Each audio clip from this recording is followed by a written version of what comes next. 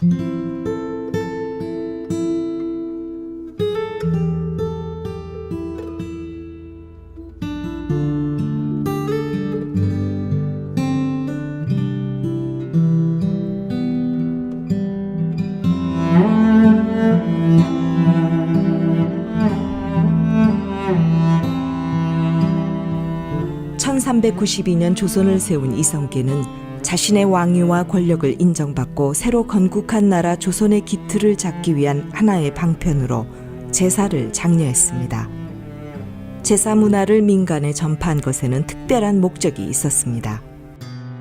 제사상 구성 중 대추, 밤, 곶감은 필수였는데 씨앗이 하나인 대추는 한 명의 왕을 의미하고 씨가 3개인 밤은 삼정승을, 씨가 6개인 감은 육판서를 의미합니다. 그래서 제사는 임금에게 충성을 다하고 부모에게 효도하는 충, 군, 효, 친의 규율을 강화하기 위한 수단으로 확산시켰습니다. 조선 전기까지의 제사는 양반가에서만 지냈으며 여자들은 철저히 배제되고 남성들만이 제사와 차례를 진행했습니다. 당시 제사 음식 준비는 지금보다 훨씬 간소한 형태였습니다. 노비 해방 운동이 전국적으로 전개되자 고종은 1886년 노비세 습제 폐지를 공포했습니다. 1894년 갑오 개혁에서 신분제가 폐지되면서 노비제는 완전히 역사 속으로 사라졌습니다. 양반들만이 점유하던 제사 문화는 서민들에게까지 널리 퍼지게 됐고 5%도 안 되던 양반 계급이 구한 말에는 30%나 되었습니다. 족보 세탁을 통해 등장한 새 양반들은 자신의 부를 자랑하기 위해 간소하던 제사상의 음식 가짓수를 다양하게 늘렸습니다. 전통적으로 고인이 마지막으로 입는 수의는 생전에 입던 옷 가운데서 가장 좋은 옷이었습니다. 양반들은 관복을, 서민들은 화려한 복색의 비단이나 명주로 만든 혼례복을 수의로 사용했습니다.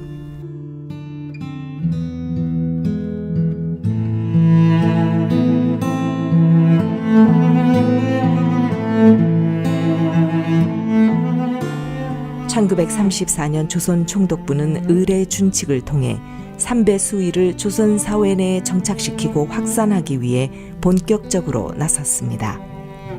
고인의 수의를 배옷으로 사용하게 된 시작은 일제가 비단을 공출하기 위해서였고 또한 죄인을 형상화하는 삼배 수의를 보편화해 식민지 조선인들의 정신을 피폐화하기 위해서였습니다. 삼배 수의를 비롯해 유족 완장과 리본도 조선 총독부의 의례 준칙에 따른 것입니다. 군중이 모인 자리에서 독립운동 모의를 우려해 유족들에게 완장을 채워 주최자와 참석자를 구별했습니다. 광복 70년이 넘도록 일제잔재가 우리 장례 문화를 지배하고 있습니다. 장례식장을 일본 왕실을 상징하는 국화로 치장한 장식과 조화도 일제 잔재입니다. 고인의 영정 앞에 놓는 흰 국화는 일본 왕실을 상징하는 꽃으로 죽음을 일본 왕실에 바치는 것을 의미합니다. 2차 대전 때 햇살이 퍼지는 일장기는 햇살이 아니고 국화 꽃잎입니다. 일본 왕실의 공식 문양이 꽃잎이 16개로 된 국화인데 국화는 일본 왕을 상징하는 것입니다. 야스쿠니 신사에는 일본 왕실 국화 문양을 간판 로고로 사용하고 있습니다. 전직 대통령과 강제 종군 위안부 출신 할머니들조차 일제잔재 그대로 장례가 치러지는 게 오늘날의 서글픈 현실입니다. 삼가 고인의 명복을 빕니다.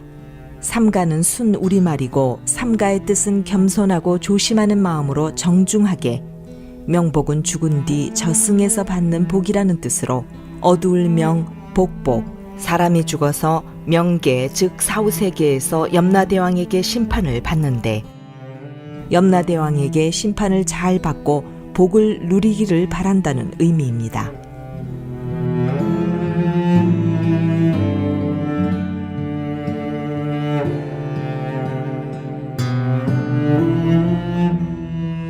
한국교회가 추도 예배를 시작한 것은 1966년 박정희 대통령이 이순신 장군의 정신을 기리기 위해 추도식을 국가적으로 거행한 다음부터입니다. 그 이전에는 추도 예배란 용어 자체를 사용하지 않았습니다. 1960년 중반 유교적 문화가 강하게 지배했던 시절, 한국교회 상황은 제사 문제로 핍박받는 것도 큰 문제였지만 전도의 길이 막혔던 것이 더 큰 문제였습니다. 그 해결책으로 핍박도 줄여주고 전도의 길을 넓히기 위해서 추도 예배를 만들었습니다. 이른바 제사를 기독교식으로 드려준다는 것이었습니다. 목회자들이 추도 예배 자체가 성경적으로 옳다고 생각해서 선택한 것이 아니라 차선책으로 선택한 것이었습니다. 그래서 오늘날 교회 안에서 추도 예배가 제도화되었고 전통으로 자리 잡게 되었습니다. 추모, 추도라는 말은 어원적 의미에서 볼 때 비성경적입니다. 추모는 죽은 사람을 사모하여 따르는 것이고 추도는 죽은 사람을 생각하며 슬퍼하는 것입니다. 추도 예배는 죽은 자를 대상으로 하기에 옳지 못합니다. 예배는 하나님과의 만남과 교제의 시간입니다. 예배의 한문의 뜻은 하나님께 예를 갖추고 절을 하는 행위인데 성경 어디에도 죽은 사람을 대상으로 예절예, 절배를 하라는 말이 없습니다. 그리스도인들이 죽은 자를 경배하는 것이 우상 숭배이기 때문에 죽은 자를 대상으로 하는 예배는 잘못된 것입니다. 교회에서 우상 숭배를 몰아내야 합니다.